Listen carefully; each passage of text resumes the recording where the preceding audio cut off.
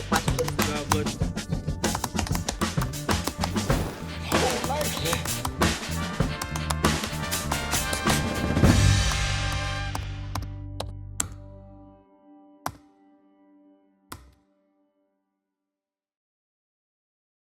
Hi, I'm Randy Archibold, the sports editor at the New York Times.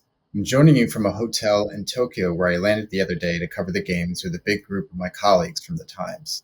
The Summer Olympics are happening amid a spiking pandemic and in mostly empty venues. So many of the headlines have been focused on COVID and what is becoming of the Olympic movement. And we'll have a lot to say about that and talk about that a little bit later. But the other important feature of these games are the new sports making their debut: surfing, skateboarding, and climbing. We're going to start by meeting some star athletes in those events: surfer Carissa Moore, skateboarders Wright and Jordyn Barratt, and Czech climber Ondra. Then we'll come back here to Tokyo and speak with Times Bureau Chief Motoko Rich and Andrew Kay, who covers the Olympics for sports. They'll share updates from the games and answer as many questions as they can from you. But first, Hawaii is the birthplace of surfing. For many there, it's been a dream for surfing to be an Olympic sport. And now one of the biggest Olympic competitors is from Hawaii, and her name is Carissa Moore. Talya Minsberg, an assistant sports editor at the Times, spoke to her about making the Olympics and the kind of waves she's anticipating in Chiba, Japan, where the Olympic surfing events will be held. Here are some highlights from that conversation.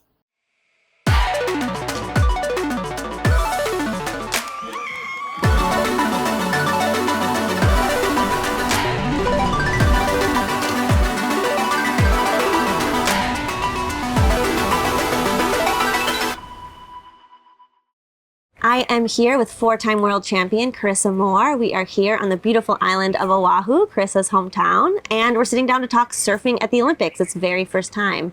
So welcome. Thank you so much for joining us. Thank you for having me. And I would love to hear about qualifying for the Olympics because you qualified far before the pandemic began, more than a year and a half ago. So can you take us back to that moment? Oh my gosh, when I found out that I had qualified, it was the final day, our last event on the championship tour in Maui, and the race for the title and those two Olympic spots were between myself and two other Americans, Caroline Marks and Lakey Peterson. So it was a really tough, tight race all the way till the end, and I haven't really let myself even think about the Olympics because I didn't want to get ahead of myself. And then when Lakey didn't make a heat, it was solidified that I had qualified. And I was overcome with emotion. I just was like, wow, this is happening. Like, what an honor. And to be a part of surfing's debut in the Olympics and to represent the USA and to just be a part of this little special moment in history. I was just overwhelmed and excited. And can you describe what you think the Chiba wave break is going to be like? I would think it's a bit different than some of the waves you're used to at home. Absolutely. I mean, I actually haven't had the chance to go to the Olympic venue and train there, which is unfortunate. I would have loved to have gotten a little bit more experience and feel a little bit more comfortable going in, but this is the way the cards were dealt and we're just going to roll with it. But yes, Chiba is supposedly at this time of the year, the waves can be kind of small and they can be kind of weak and powerless, which is opposite from what we have here in Hawaii. We have, also Chiba is a sand bottom break. And so a lot of our breaks here in Hawaii break on the reef. So that's very different as well. But yeah, I'll just be trying to hone in on getting the right equipment the next couple weeks and trying to train light and fast and reactive, and hopefully I'll be prepared. Yeah. Can you talk a bit about your training that's not in the ocean? Because I think a lot of people, when they see surfers, they think, oh, cool, these are just folks that go surf a lot. But I imagine it's a whole lot more. Yeah, it's a lot has changed with surfing over the years. Surfers are very professional, and I train with my trainer 3 times a week on land. And as a surfer, you have to be agile, stable, strong. You have to have good endurance. So we're always just kind of playing with different kinds of things. And I would assume part of the other side is the mental side. You have to train mentally as well, not only for the nerves of getting into the competition, but when you're in the ocean, if a good set isn't coming through, how do you work through that kind of anxiety and nerves, both before competition and in the water?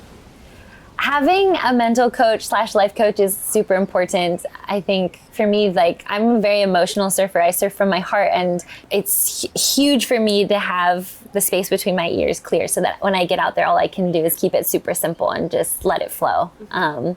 But yeah, we're constantly working on breathing, staying in the present moment, being grateful, and also just like letting go, because I think if you put too much pressure on yourself and the result and expectation, that takes away from the magic of it all. So I'm just trying to go out there and be in the moment.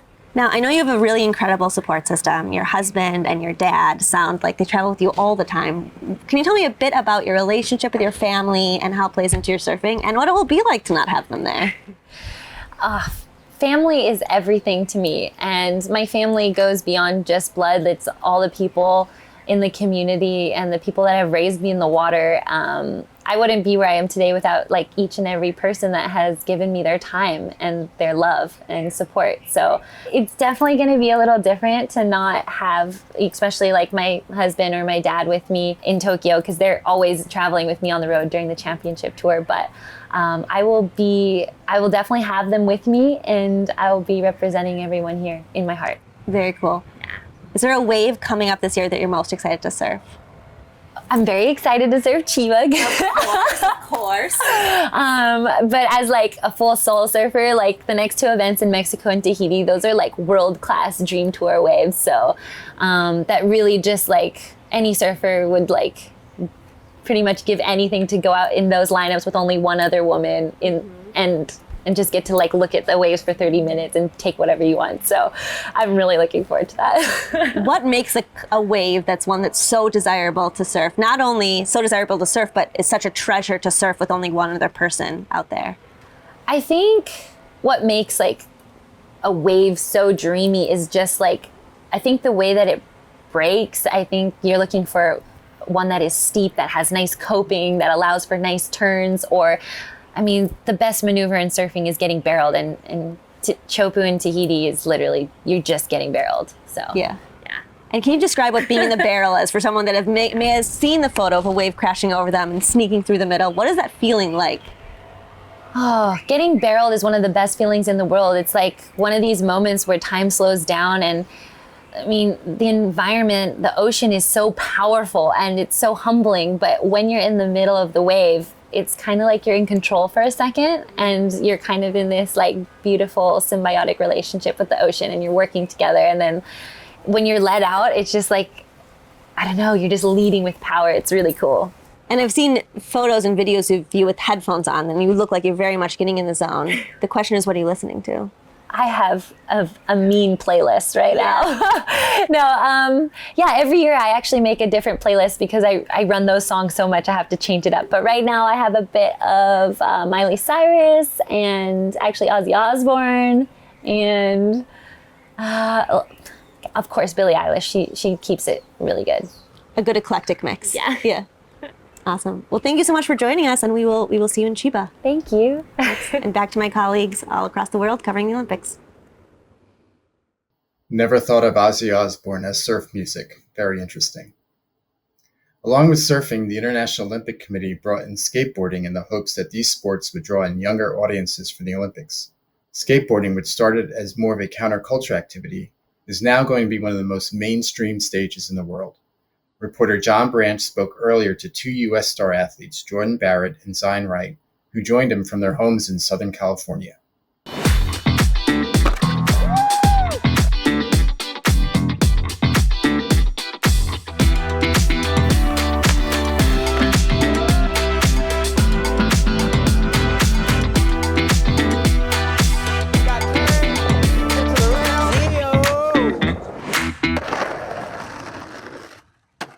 I'm John Branch, a sports reporter for the New York Times based in Northern California, and I'm joined here today by Jordyn Barratt and Wright, two of the skateboarders for Team USA who will be competing at the Olympics.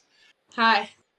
Hey, let's start out talking about skateboarding's place at the Olympics. Skateboarding, surfing, sport climbing are among those sports that are going to make their debut at the Olympics. You guys are already professionals.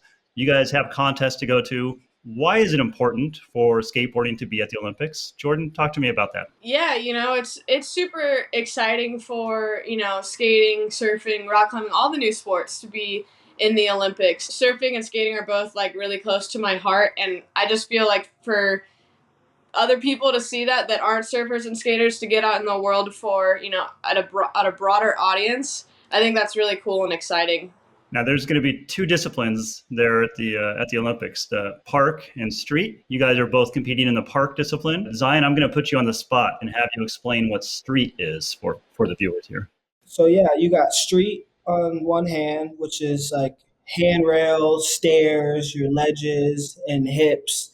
And then you got the park, which is transition, hips, different heights of each walls and all that. So it's more like, right, you got street that kind of looks like more raw and hectic. And then you got park, which like looks more flowy and like, people like flying around and all that type of stuff. So.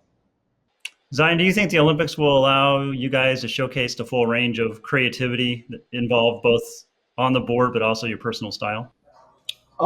Yes, in a way. You got your two sides of skating, right? Which is you got your contest side of skating, and then you got like your more core side of skating, which is going out, filming video parts, like being with your homies and just like interacting like that, finding new spots and all this type of stuff. So, Jordyn, similar question to you then.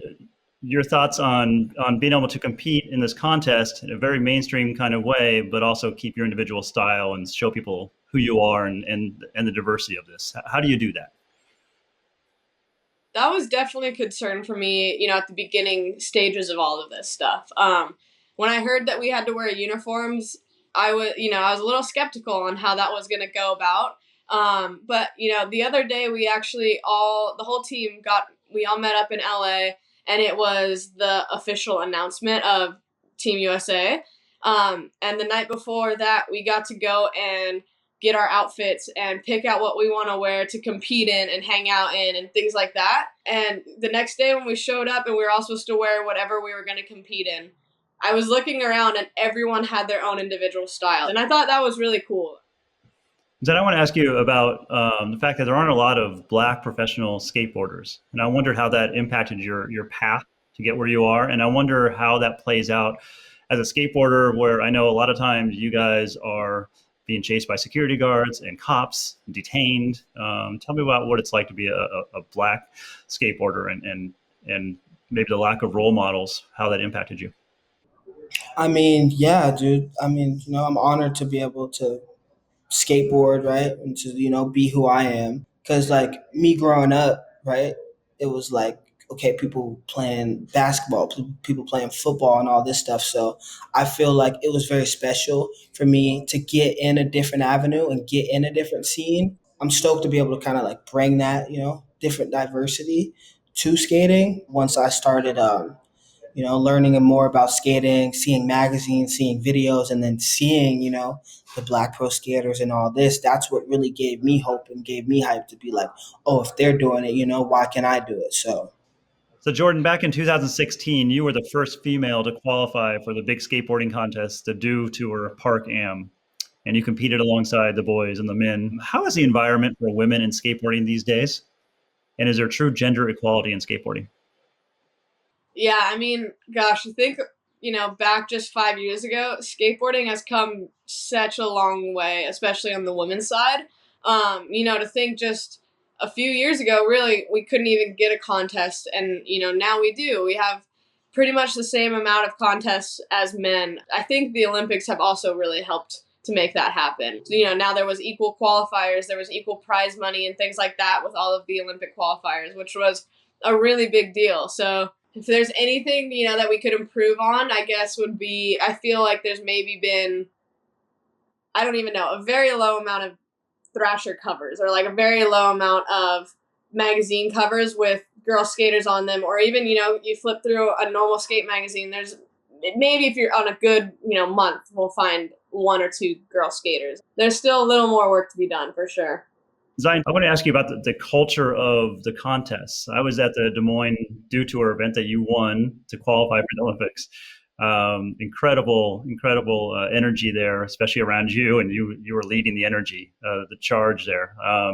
Tell me what it's like at a contest for people who think this is cutthroat, to see a skateboard contest where there's a lot of love and a lot of support and a lot of cheering. You guys are banging skateboards to support each other.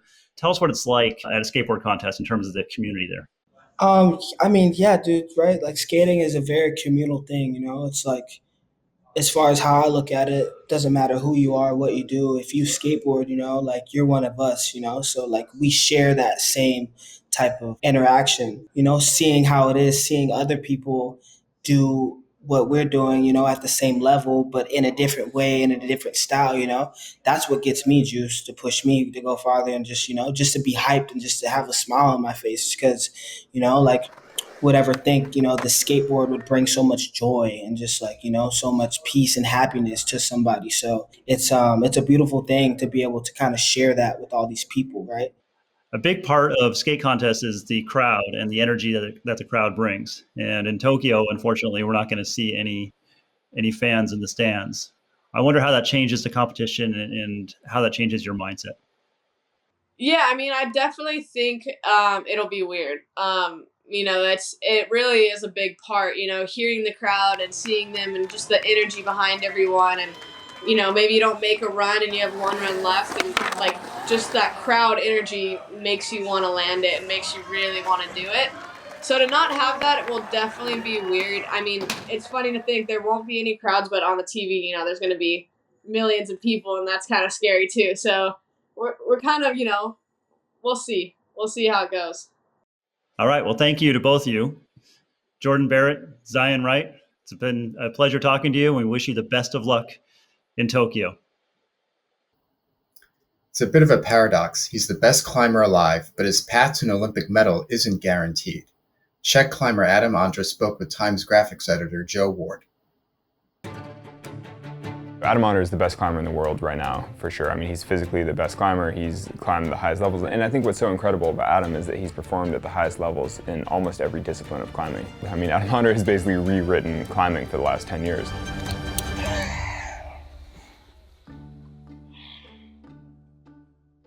I'm Joe Ward, a graphics editor at The Times, and I'm speaking with Adam Ondra, universally considered the world's best climber, who joins me from Brno in the Czech Republic. Hi, Adam. How are you? I'm great. Hello. Where are you today? So I'm here in Kotelna, my little kind of underground gym. It's a place where I've spent a lot of time during the last 15 years. Adam, you're coming to the Olympics as climbing's biggest star. You're one of the rare climbers who excel in both the outdoor big walls and on the competition circuit. You've climbed more of the hardest outdoor walls than anyone, and you have a degree in economics and you speak 5 languages.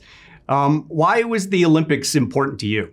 You know, when I was a little kid, like 7 years old, when I kind of got more involved in climbing and I started going for the first competitions, already back then there were rumors that like climbing could make it to the Olympics pretty soon. And already back then I was dreaming like, oh, how cool it would be to climb at the Olympics. Can you tell us the difference between competitive climbing, what we'll see in the Olympics, and the outdoor wall climbing that you do? I definitely see competition climbing and climbing outdoors almost as 2 different sports, or outdoor climbing I wouldn't even call sport. It's just activity, it's a lifestyle. Even though for sure it's not always 100% relaxed, you know. I have a big goals climbing outdoors and I train hard and maybe as hard as for the Olympics. But it's different because you don't have to perform at given date or given time, you know. You just more like you want to catch the moment where you feel like you want to climb right now, that this is the day. But on the Olympics or any given competition, you're just told to climb right now. And you're training for many weeks and months before, knowing that you have to be ready for that day. Hey, can you explain the 3 events to us? Lead, speed, and bouldering? So in competition climbing, there are 3 disciplines. One is speed, which is 50 meters high. It's the same on every single competition. That is all about going fast. And when I say fast, I mean really fast. You know, the world record is currently standing around 5.2 seconds, which is really, really fast. Lead climbing is, again, a wall which is around 50 meter high. It's usually steep, and the route is very difficult. So it's not really about the time, but you just have to get as high as possible. Whoever gets higher wins.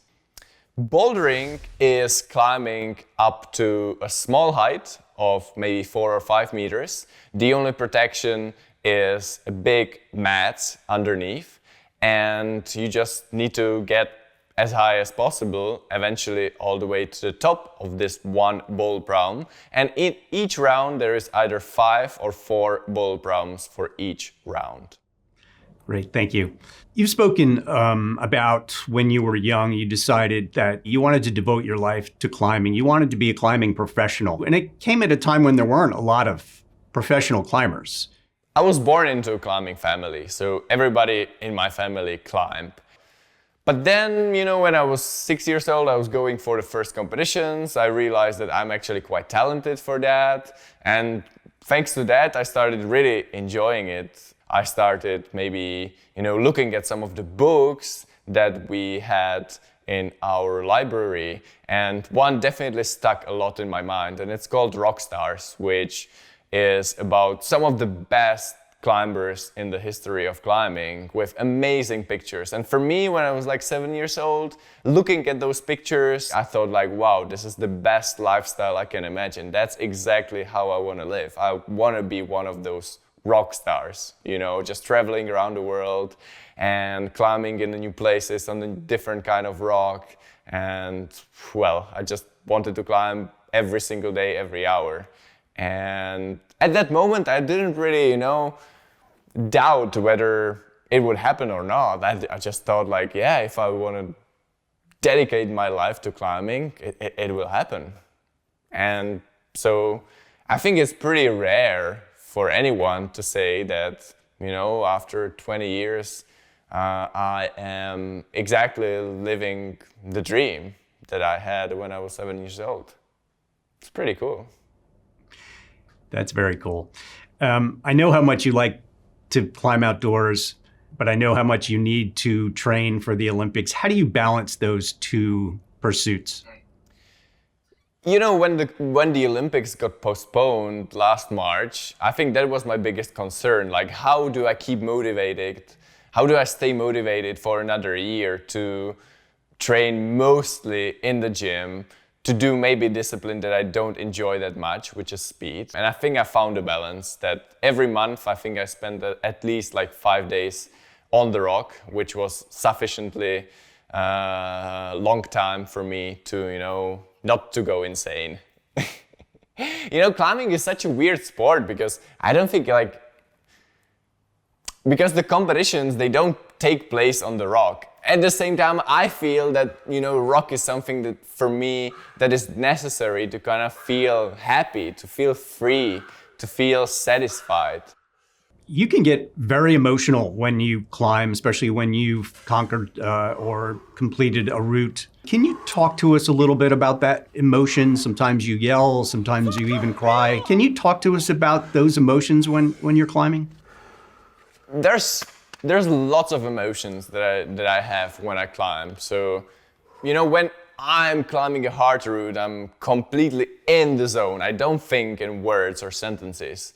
It's more like, you know, I'm driven by the intuition, because there's so many different decisions that you have to make while you climb that if you would have to think about it rationally, it would just not happen at all. So I just let my experience and intuition just flow through my climbing.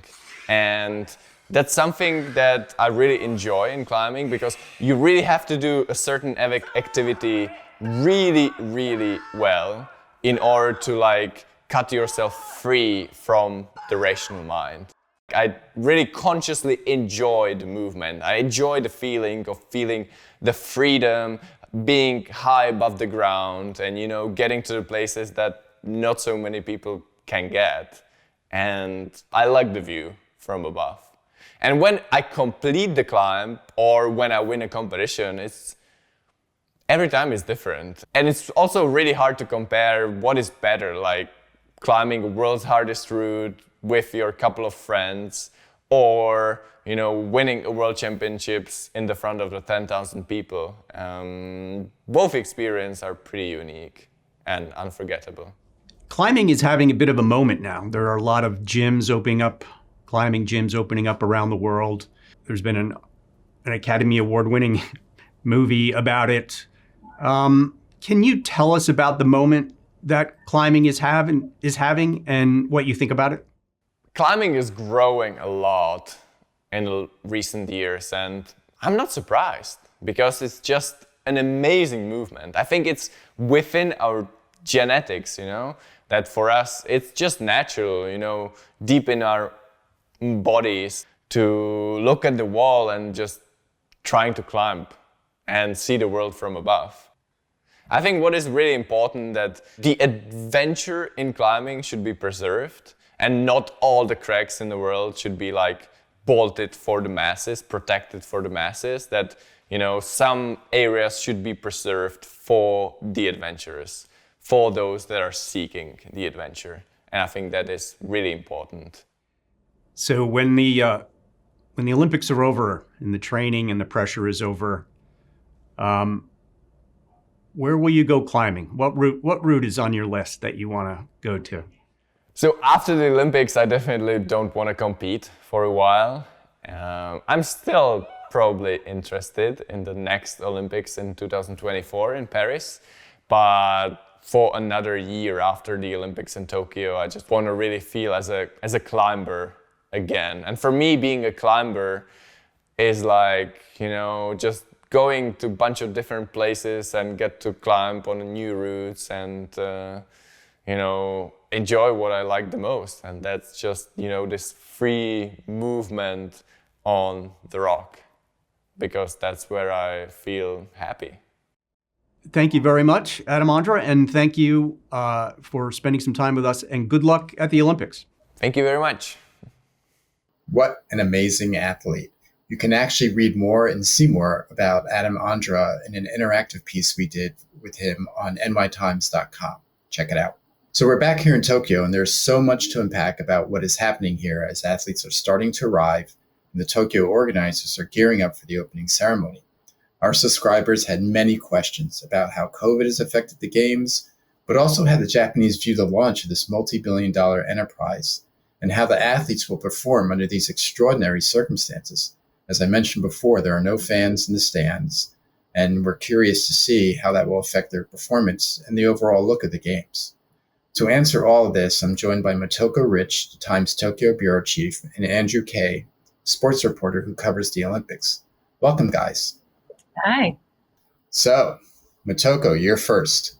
We already know about infections among the athletes, including members of the Mexican baseball team, the Czech volleyball team, the South African men's soccer team. It seems to go kind of on and on. Our subscribers, Andrea from Arizona and Judith from Louisiana, asked what happens to athletes that test positive in Japan. So really, Motoko, what's the impact of all this?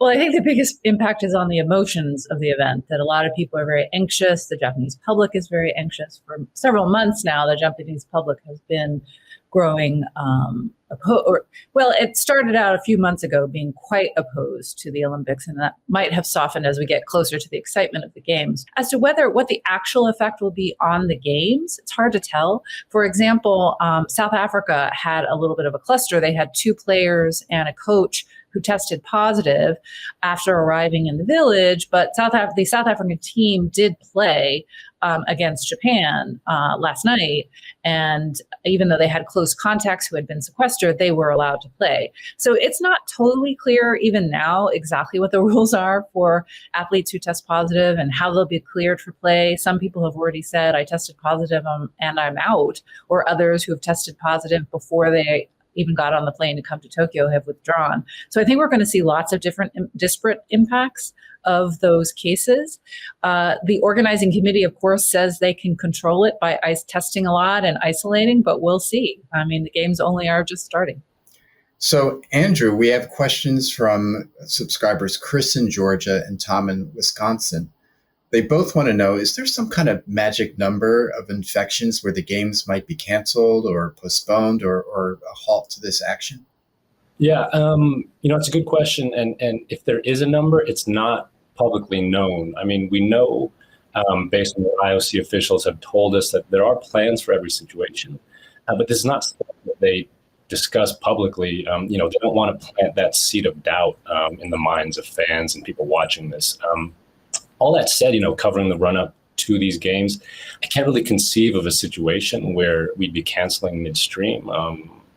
I think there's just too much money, and that's money spent and money to be made that's on the line. And, they've made their decision to go forward with this. They put the protocols in place. They hope they'll be effective. And I just think they're all in at this point. Yeah. So, Andrew, I have a follow-up question from Lynn from Colorado and Santiago from New York. They were wondering, wasn't all this preventable by requiring vaccinations? That's a good question, too. To start, I think the IOC would say that, these positive cases that we're seeing are actually a sign that their protocols and their system is working as it should. Tokyo officials always said that there would be positive cases and that the challenge was actually sort of keeping them contained and hoping that their isolation protocols would work. So I don't think we would say at this point that there's evidence that there's been an outbreak, on Olympic grounds, but it's also way too early to know. And I think the real test will come in the coming days, in the coming weeks, and even, once the games are over. But the question of vaccines, I think in general, is a tricky one. You look at even smaller leagues like the NBA and the NFL, who have a more cohesive athlete population, smaller landscape to cover. They've not required their athletes to get vaccinated either. And so what you're seeing with these leagues and with the IOC is that they're trying to walk a fine line between encouraging very enthusiastically these athletes to get vaccinated, but also trying to, I guess, respect their right to choose how they want to go about that. And some athletes are super vocal about it. Some athletes are really quiet about it. But just like in the general population, you have people who have reservations about these vaccines, whatever the established science may be. So, Motoko, later today in Tokyo is the opening ceremony. And these are typically huge showcases with tens of thousands of spectators and an opportunity for countries or the host city to introduce themselves or affirm who they are. What is Tokyo planning? Well, of course, we all know that there'll be no spectators there. So a stadium that's meant to hold capacity of up to 68,000 people will have less than 1,000 people in it. Some people have been backpedaling from it. Toyota, a big sponsor of the games, decided that not only that they're not going to air their ads in Japan during the games, but they're not sending their CEO or any dignitaries to the opening ceremonies. Shinzo Abe, the former prime minister who actually led the bid to bring the games to Tokyo this time around, has decided not to come, partly because he thinks it would be unseemly to appear in a state of emergency in Tokyo. A number of dignitaries who were originally supposed to come decided not to come.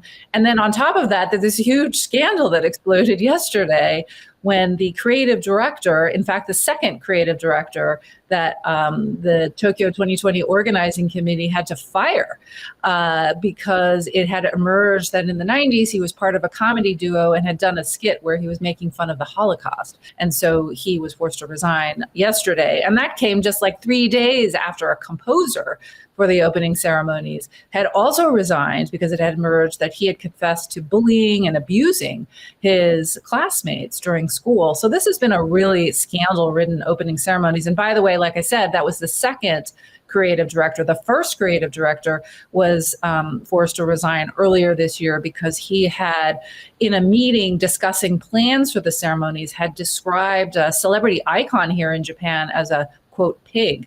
So it's been a real scandal-ridden run-up to the ceremonies.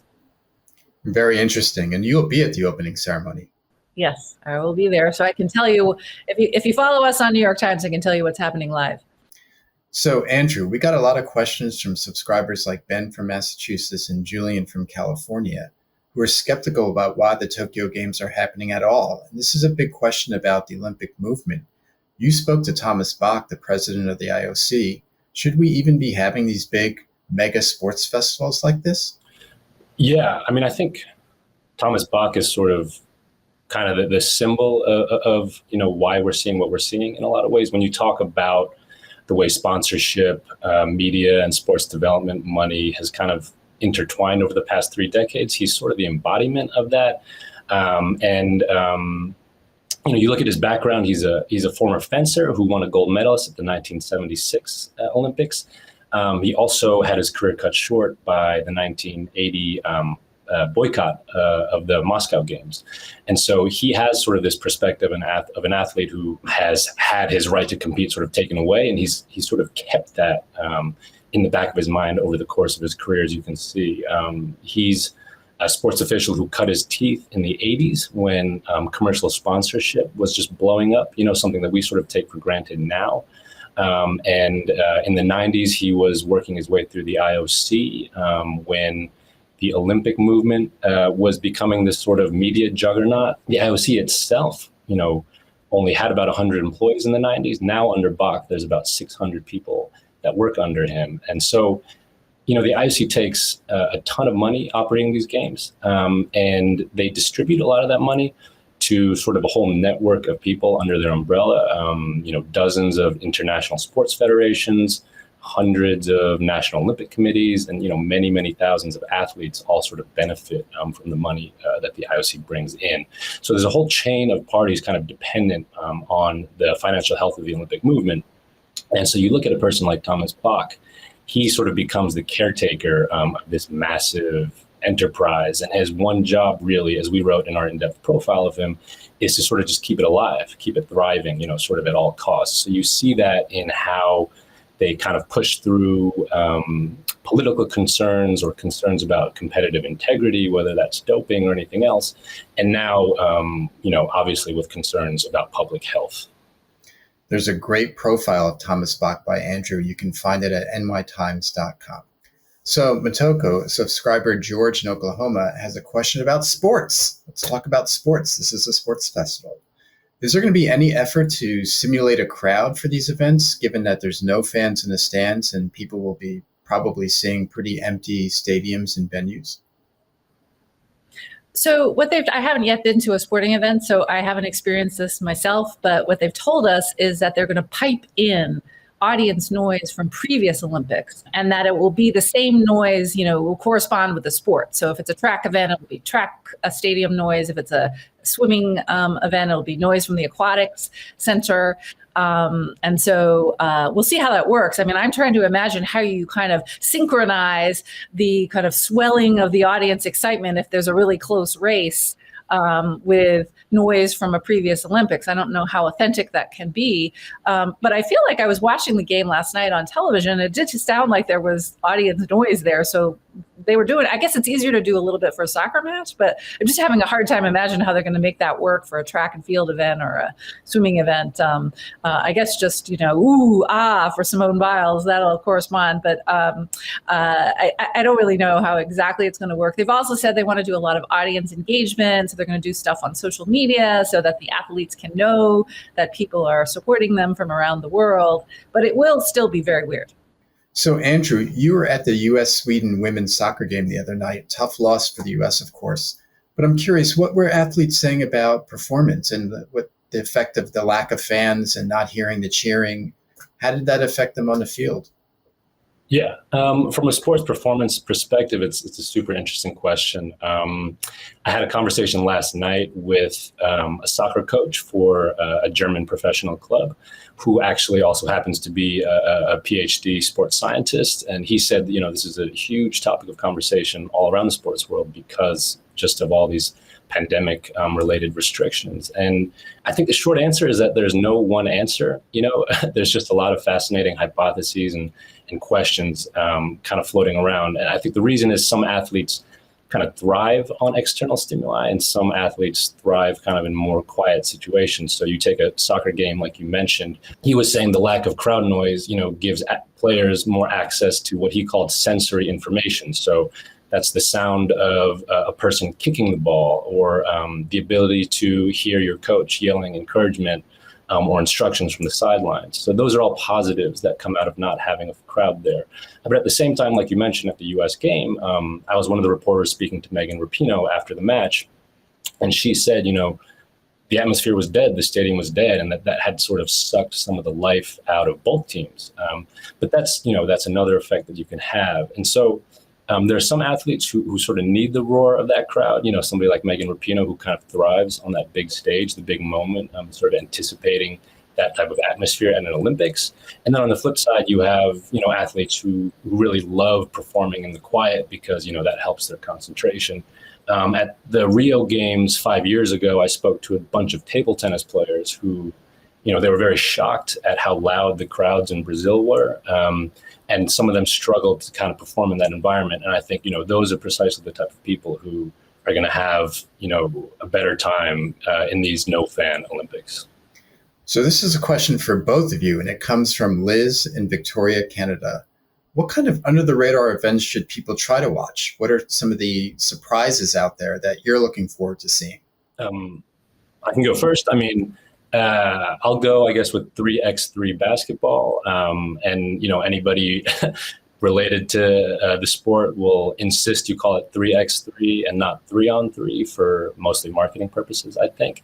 But I have an article coming out about a Serbian player who's sort of considered the Michael Jordan of 3x3, if you will. And so on some level, I just want to investigate that claim in person, just see what that means. But in general, I was just, sort of intrigued and also a bit skeptical and mostly just curious, about what this actually was going to look like. It's sort of the forgotten stepchild of all the new sports. We've talked about the surfing, the skateboarding, the climbing, but it's a bit of a risk having a sport that's sort of an offshoot of a traditional beloved sport like 5-on-5 basketball. But this is precisely kind of what the IOC is trying to do now, appealing to younger fans with these shorter format games that are more quote unquote urban in nature, to use their language.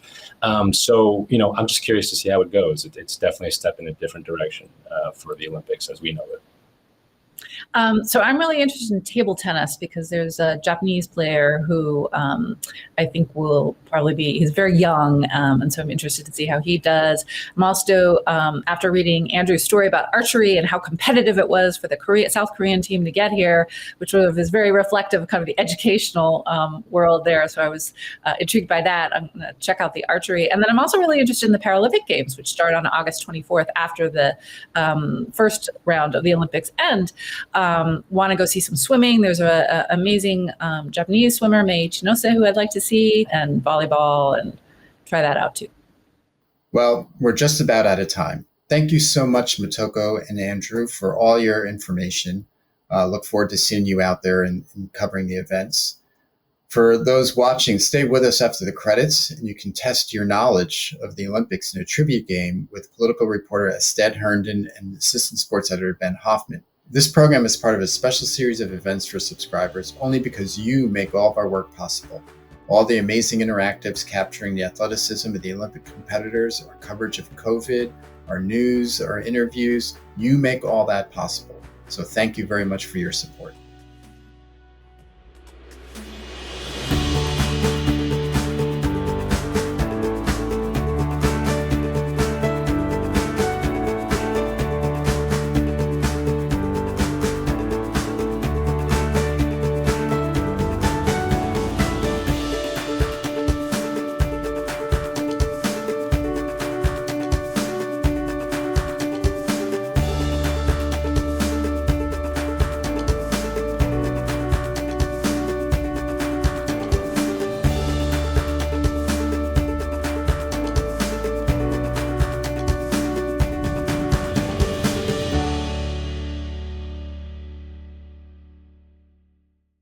I'm Alisha Haridasani Gupta.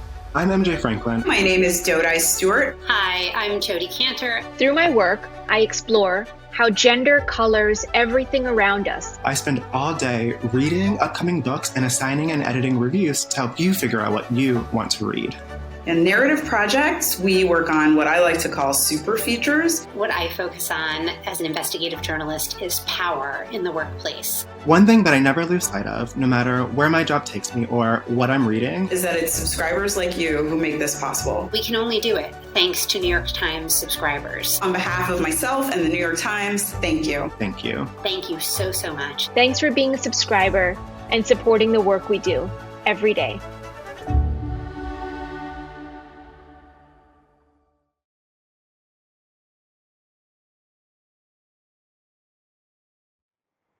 Hi, all. My name is Astead Herndon. I am a politics reporter at the Times and an occasional host of our podcast, The Daily.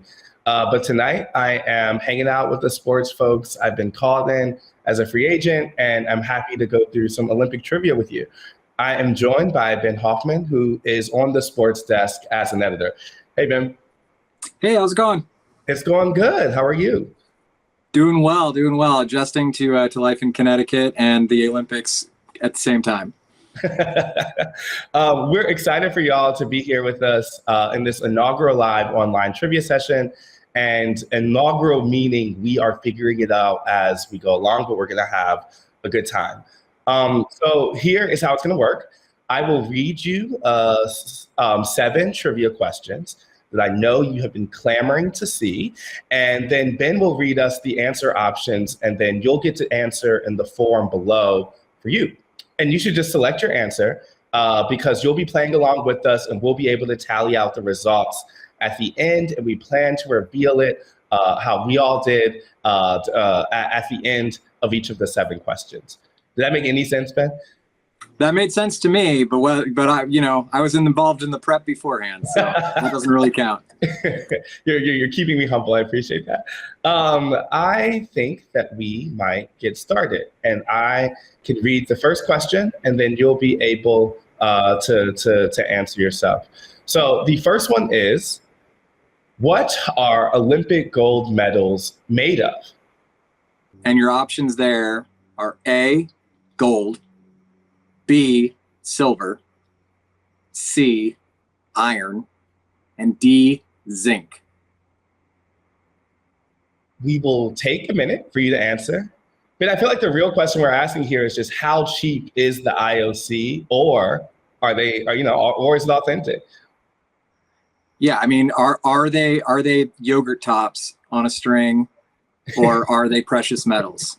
That is the question. We see people take a bite out of the gold medals when they win. We see people, kind of make the big show. But are they actually biting gold? Is something that we're going to get an answer to. I feel like this is my. I feel like all those people who are trying out to be the Jeopardy host. This is basically the same thing. Yeah, you're the new Aaron Rodgers. Aaron Rodgers, the new Alex Trebek. All right, let's try question 2. Now, what did Cassius Clay, who obviously later became Muhammad Ali, wear while flying to the 1960 games in Rome? And your options on this one are A, his title belt, B, a parachute, C, cowboy boots, and D, boxing gloves. There should have been an all of the above option, because I feel like what I know about Muhammad Ali, it is possible that all of these things were happening all at the same time. Yeah, that's just an outfit. This is what Muhammad Ali calls Tuesday, Yeah, absolutely. And also, we're talking 1960, it would have been just high fashion. Yeah. I mean, I don't know exactly how old he was at this time, but if he's Cassius, we're talking early Muhammad Ali. And so, the possibilities, the swagger, the braggadocio, it's endless here. Yeah, even when we find out what the answer is, I think there's a solid chance that one of the other ones was also true. Right. Someone's going to have an objection because they're saying, "Are you sure?" Because he also may have had that one too. He definitely had the cowboy boots and the parachute and the title belt all on the plane. They were definitely all there. We weren't there. We don't know. The third question is, in which Olympic sport do men and women compete against each other? And there you've got A, badminton, B, diving, C, Equestrianism, not equestrian, equestrianism. A lot of people get that wrong. And D, shooting. Can you tell me the difference between equestrian and equestrianism? I absolutely cannot. Okay. But an uneducated guess is that equestrian are the athletes and equestrianism is the sport. Yes. My, I wasn't going to brag here, but I did go to badminton open gym every week in high school and, had a pretty good backhand. Yeah, it's very fun to say shuttlecock. The one fun fact everyone knows. Yeah, I feel like a solid part of every badminton broadcast is them explaining the terminology, which, it's all in good fun. The Olympics, the every 4 years thing provides the opportunity where every 4 years we get to relearn these sports that we sort of know. Yeah.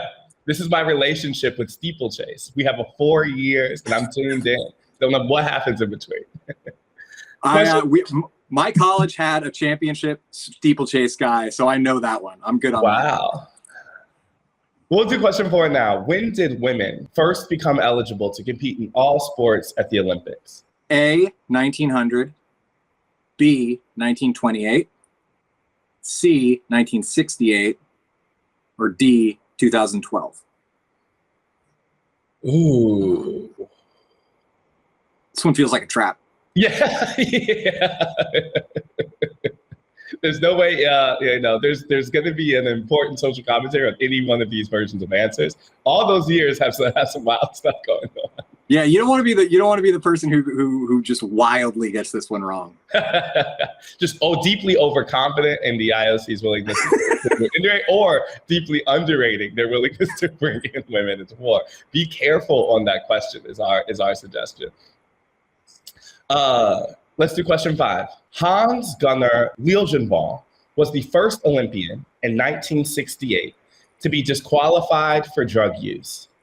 What was his banned substance of choice? And your options on this one are A, alcohol, B, cocaine, C, amphetamines or greenies, or D, marijuana. I, of course, immediately think of Sha'Carri Richardson, who it's a shame we won't see at these games. But I also have to say I'm impressed that the New York Times is giving street names for amphetamines in this question. Greenies, it's a long tradition in baseball is greenies. It was the drug that they were willing to just openly talk about. So, And among so many, they were just all doing and not saying anything. That one's interesting. I feel like Hans Gunnar is getting a time to shine here. It's not really the thing you want to be coming up, 40, 50 years later, like, oh, they're still talking about that. Oh, great. Right. He did have to know in 1968 that he would be a trivia answer for the rest of time. Question 6. Along with English and the language of the host country, what is the other official language of the Olympics? This is a tough one. Now you got A, French, B, German, C, Italian, and D, none. It's just English. I would have bet before hearing those options that Greek would be on there considering the games, but not even an option. I'm out of luck. I think we should maybe lodge a protest on that one because I do feel like Greek should be in there. I would have immediately smashed whatever button was and been totally incorrect. We know. Yeah. We'll get it fixed. No problem. Good. I want other people to feel as dumb as I currently do.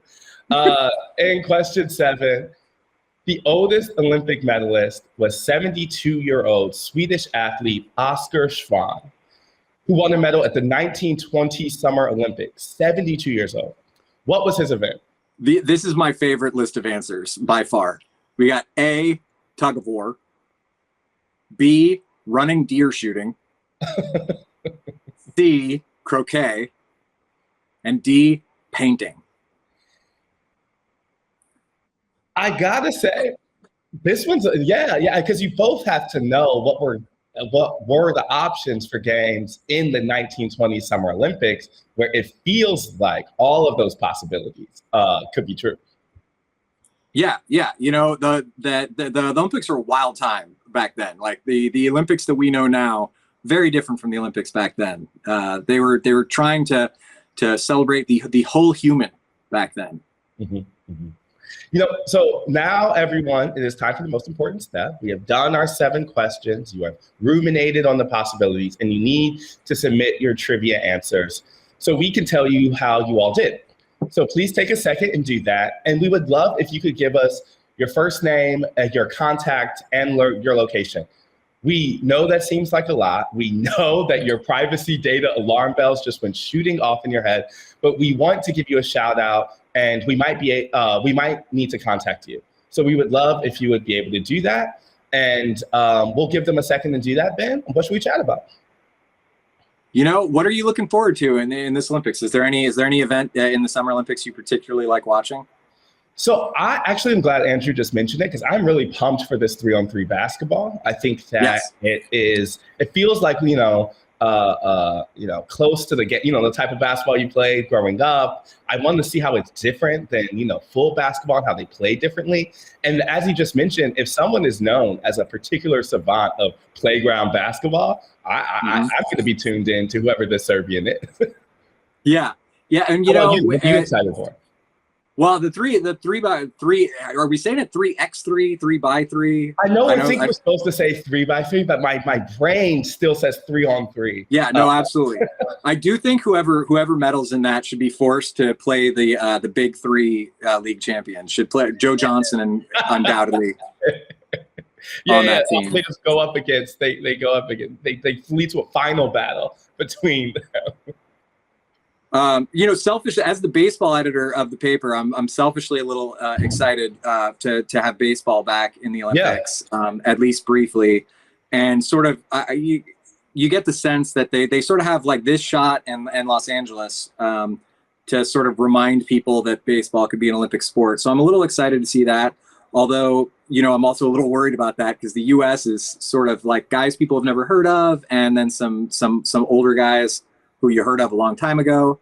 And then like Cuba's not forced this year. So things are a little shaken up. You get the feeling that Japan really pushed for baseball in the Olympics because Japan thinks they can win a gold medal with baseball in the Olympics, which they're probably right. Yeah. I was like, from what I know, they might not be wrong there, right? Yeah, no, I mean, and good for them. Good for them. I think that every country should figure out what sport they're likely to medal in when they're the host, and just they should come up with extra versions of it. So just keep medaling. When the games come back to the States, hot dog eating will officially jump back in, and Joey Chestnut will ride to gold medal glory. Joey Chestnut is absolutely the best phone number in my Rolodex. That is the one that has definitely been showed off at a bar more than once. When the moment comes in the New York Times where someone says, "Get Joey Chestnut on the phone," we know exactly where we're going to start. We'll be ready. We'll be ready for that. Is there any other event you're excited for? I found in the last couple summer games, because I end up watching just about everything because of work. But the last couple games I've gotten into the longer distance swimming, because like the shorter distance is super exciting. Especially like the 50 meter where it's just like starts and stops in just like a second. And it almost seems like, luck of the draw to a certain extent, because if they mess up at all, it's over. But the really long ones are just sort of hypnotic to watch. These super long, so many laps, you lose track of what's going on. They do commercial breaks in the middle of a race. They're like, trust us, they're still swimming. Remember what you saw in the couple minutes before the commercial break? Same thing. It's the exact same thing. Now, how bad is my time delay here? Like, what is, as a viewer and fan, like, am I going to miss all the finals or have to be up at 4 a.m.? So the live events will certainly be at very strange times, which, there's a point in sports coverage where a time difference can be beneficial, where it ends up where everything sort of finishes early here and we all just get to enjoy it. And then it becomes a little too different, where their day has started and our day has ended, and everything's in between. Having worked on a lot of Olympics, this is a frequent concern. And I remember in Beijing, that was a particular concern, which is, the focus in 2008 was still very much the print newspaper, and following Michael Phelps' medal run, while being a 12-hour difference from them, with them competing on our deadlines, it was a whole mess. I can imagine. So, I went in college, I originally thought I wanted to be a sports journalist, and then quickly learned I wasn't built for you. You all turned stuff around too quick. I couldn't do the game story. I was like, I'm going to get to the real sport, I'm going to get to the best sport of all, because I can't handle this quick turnaround. And the hours in politics are also terrible, but maybe better. No, yeah, because they're all 70 plus, so they can't stay up too late. I think we have our answers. So we're going to start by going through what the correct answer was for each question, and we're going to give you a little fun fact along with it as we do it. So question 1 was, what are Olympic medals made of?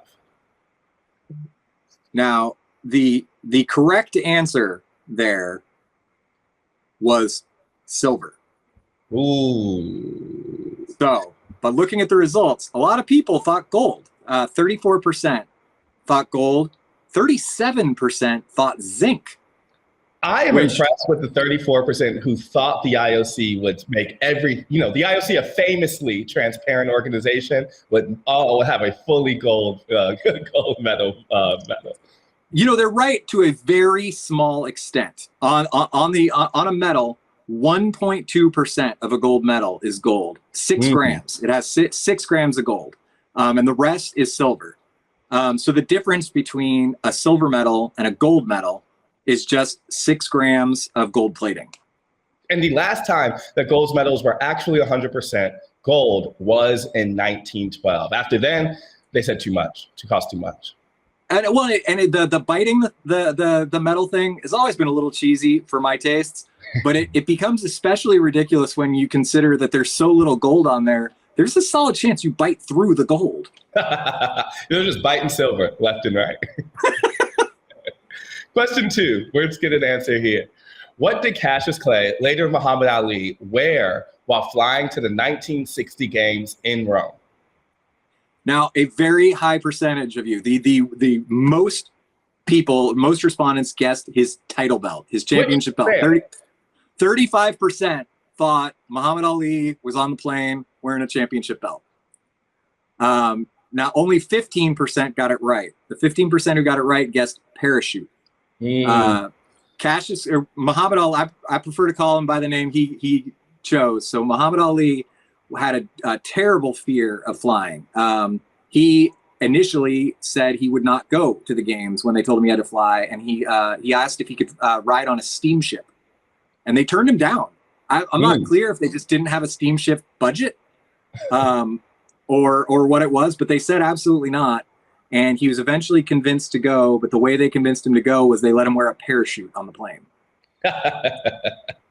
He did win gold for light heavyweight boxing at 18 years old, and obviously becomes the historic, legendary athlete that we know. Let's jump to question 3. In which Olympic sport do men and women compete against each other? Now, this one, everybody knew the answer. I don't know. You know what? I mentioned the difference between equestrian and equestrianism, and I think some readers or some watchers picked up on that, because 65% of people answered equestrianism, which is the correct answer. Now, there is a solid chance that maybe the viewers of this program are just really plugged in on equestrianism. Big equestrian fans.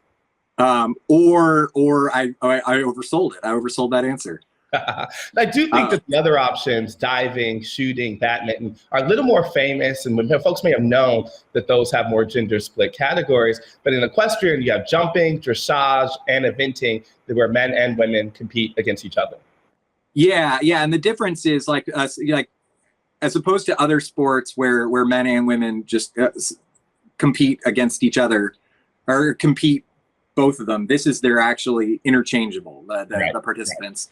And while it varies from country to country, the United States is more than 90% women on the team, despite the fact that there are no rules for gender.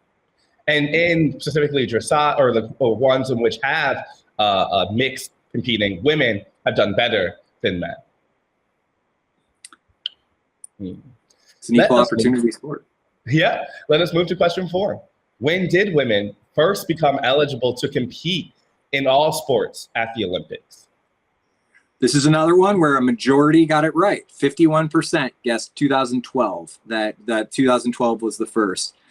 And I appreciate the optimism of the 4% that thought women were allowed to compete in all events in 1900. Again, faith in the IOC that I don't know where it came from. Yeah, I was surprised that women were allowed to compete as early. In 1896, there were no women. In 1900, there were 22 women. In 2016, I think it was up to 45% of participants. And I think it's very close to 50-50 now, if it's not 50-50. The last event that was added in 2012 was women's boxing to ensure that women could compete in each of the games of the events. Question 5. This is about our friend Hans. Hans Gunnar Liesenwall was the first Olympian in 1968 to be disqualified for drug use. What was his banned substance of choice? We had some interesting answers here. Yeah, 52% went with amphetamines, which amphetamines, very popular drug among athletes, but is the wrong answer here. The correct answer was alcohol. Wow. Back then, alcohol was a banned substance, and Hans Gunnar Liesenwall, it gets worse. He was a pentathlete, and he chose to have a few beers to calm himself down before the pistol shooting event. Oh, Hans, you're even more of a legend than I thought you were. His team had to return their bronze medal, however, and that was his best performance. In 1972, where he did not have beer, I imagine, he placed 25th. Well, people say that alcohol isn't a performance enhancer, but for Hans Gunnar, seems like it might have been. Correlation is causation. I also like that he didn't want to drink it before, swimming or cross country, whatever. Specifically, pistol shooting was where they wanted to go. That's generally when I have a few as well. Question 6. Along with English and the language of the host country, what is the other language of the Olympics? Official language of the Olympics. People crushed this one. 72% of respondents said French, which is correct. And now Go ahead. Oh, that's vestige of, it was a Frenchman, Baron Pierre de Coubertin, was one of the key people in bringing the Olympics back. And back then, French was very much the international language, and he was French. And so he made it one of the official languages of the games.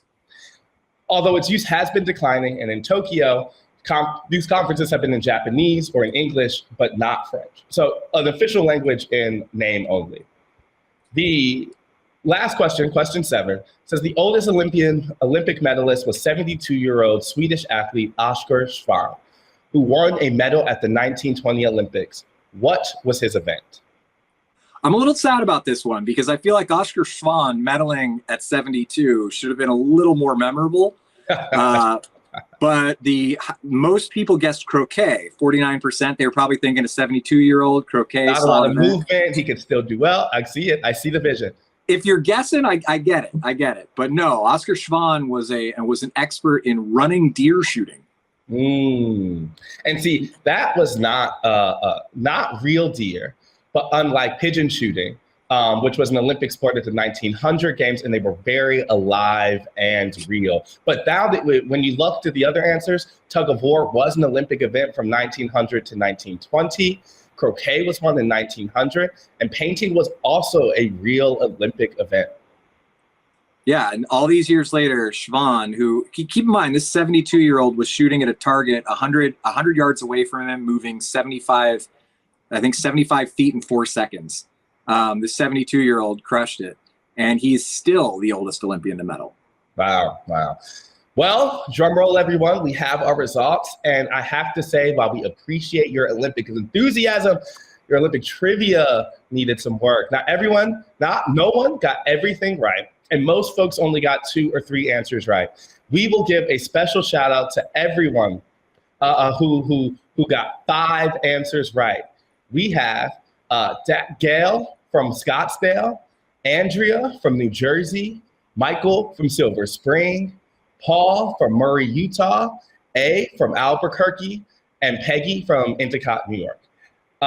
We want to thank you all so much for joining us. Let's give our top performers a little virtual round of applause. And that's it for tonight. We appreciate you hanging out with us, and we appreciate you following the Times coverage of the Olympics. Ben? Yeah, and everybody tune in, read our coverage, and enjoy the Summer Olympics. A lot of work's going into them from all around. Thank you all so much. Have a good rest of your night.